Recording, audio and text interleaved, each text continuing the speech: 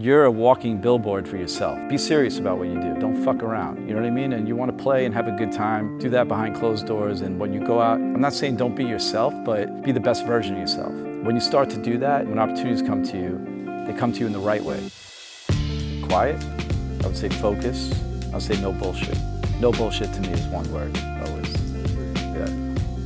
I'm kind of still trying to figure out what I am, to be honest with you. But to other people, hopefully they define me as like a humble, passionate, driven person. That's what I thrive to be.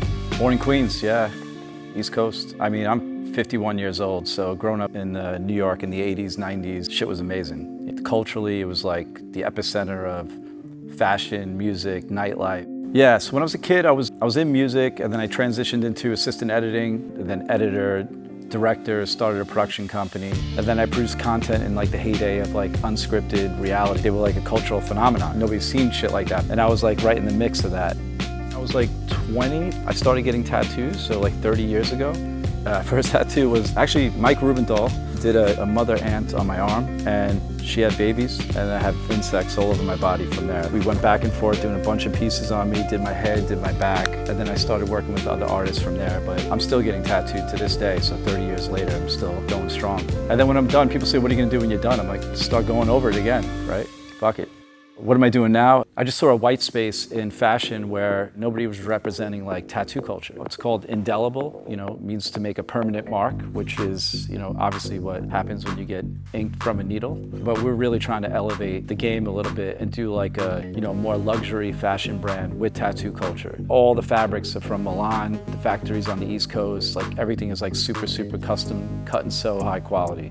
I've always been into business. I'm like very fascinated with how people make money. So I hold equity in 21 companies currently. I just pull the trigger on things, man. I'm not scared of anything. If I see something, a good opportunity, like in business, I just move on it. And if I lose some cash, it's like, it is what it is. I'm just on my journey, just doing me. I just hope that when people hear I'm involved, they're gonna be like, oh shit, this is gonna be a little bit different. But I get off on the fact that I go to these investment banker meetups and I see everybody in a suit and tie and they look at me and they're like, who the hell are you? And then I start talking about finances and different things that I know, and it throws them off.